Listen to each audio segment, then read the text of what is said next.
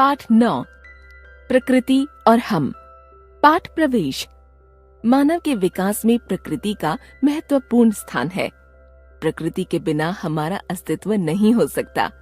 यही कारण है कि वेदों में प्रकृति के रूप का यशोगान किया गया है।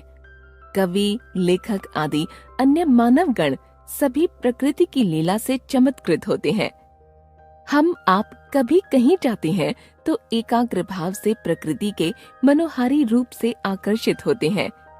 प्रस्तुत पाठ के लेखक काका कालेलकर प्रकृति का सानिध्य समग्रता से अनुभव करते हैं। मनुष्य एक सामाजिक प्राणी है। वह जैसे ही धरातल पर जन्म लेता है, अपने आप को एक विशेष प्रकार के आवरण से घिरा हुआ महसूस करता है तथा अपने चारों तरफ जो कुछ भी मौजूद होता है उसका सेवन करता है। क्या आप जानते हैं कि यह विशेष प्रकार का आवरण क्या है? यह वातावरण है जो प्रकृति के सानिध्य से बनता है। जरा कल्पना कीजिए, ये पेड़ पौधे, ये बादल, कोहरा तथा बर्फ की शिखर, इनसे मेरा क्या लेना देना? इनके दर्शन और सहवास के लिए मैं क्यों तरसता हूँ?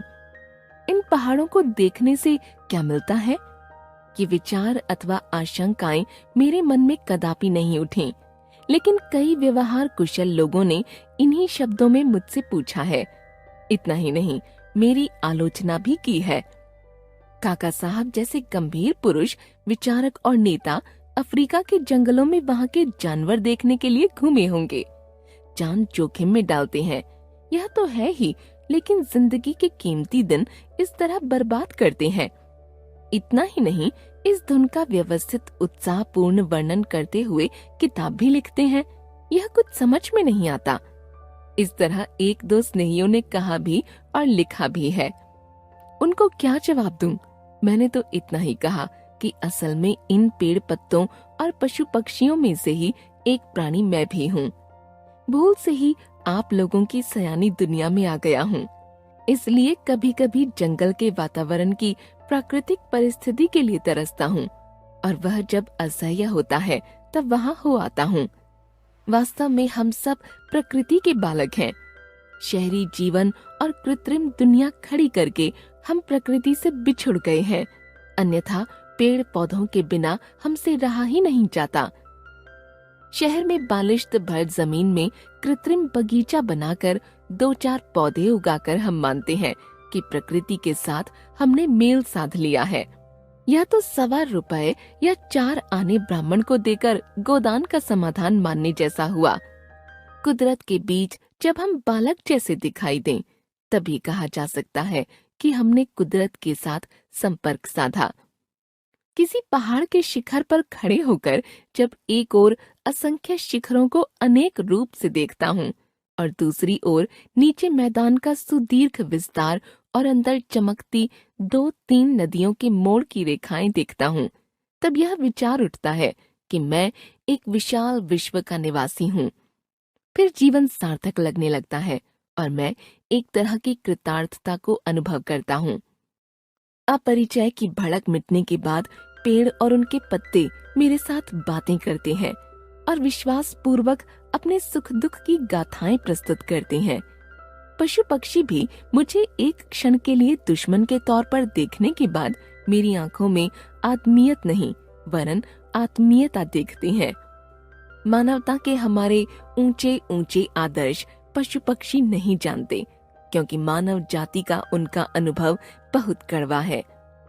जैसे हम हैवानियत शब्द तिरस्कार के साथ इस्तेमाल करते हैं, वैसे ही पशु पक्षी आदमियत शब्द इस्तेमाल करते होंगे।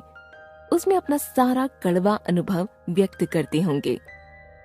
कुछ पाले हुए कुत्ते या पक्षियों को स्वजन द्रोह करते देख वे कहते होंगे कि क्या करें, पशु तो पशु ही है और पक्षी पक्षी। शायद आत्मीयत का रंग लगने से वे बिगड़ गए होंगे।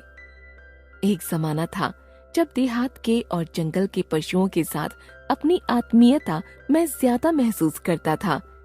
जब मैं सिंहगढ़ में रहता था तब पक्षी मुझे अपनाते थे और अपने बारे में उनका विश्वास देख मुझे धन्यता महसूस होती थी।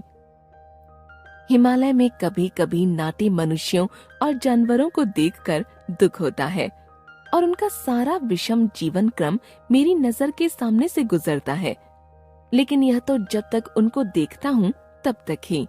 बाकी समय तो पेड़ पत्तों से और उनके बीच से रास्ता निकालने वाले झरनों से अपनी आत्मीयता जागती है, और फिर जीवन का विचार करते वर्षों की गिनती नहीं बल्कि शताब्दियों से गिनती चलती है। देहरादून के पास गच्छू पानी और सहस्त्र धारा देखने गया था। वे प्रसंग किसी तरह भुलाए नहीं जा सकते। हजारों साल का उनका चरित्र समझने का प्रयत्न करते मुझे मुश्किल नहीं होती, और वहाँ अनेक चिंदी वाले पत्थरों को हाथ में लेते ही भूगर्भ विद्या की मदद से उनकी जन्म कथा के साथ मैं भी समरस होता था। 5-7 हजार फुट की ऊंचाई पर मसूरी में जाने के बाद लगता है कि यहाँ के जंगलों पर साम्राज्य का उपभोग करने वाले बादल ही मेरे समकक्षी हैं। कभी कभी एकाध पक्षी को एक पहाड़ से दूसरे पहाड़ तक की घाटी लांग कर जाते हुए देख मुझे ऐसा लगा है कि पक्षी होकर नहीं लेकिन बादल होकर इन शिखरों के बीच मैं व्योम विहार जरूर करूं।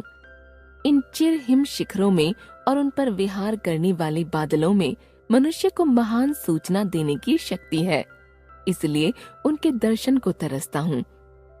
ये बादल देखते ही देखते अपना आकार, अपना स्वरूप और अपना गठन भी बदलते रहते हैं।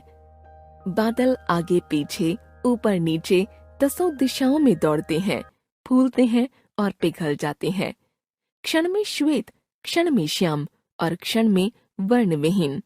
ये बादल कहते हैं, परिवर्तन से न अकुलाना हमारा व्रत है। परिवर्तन का आनंद लेना और बाद में उससे परे होना ही हमारी जीवन साधना है। यह कहते कहते ये बादल बारिश बन गए और उन्होंने हमें सिर से पांव तक भिगो दिया। लेखक काका कालेलकर।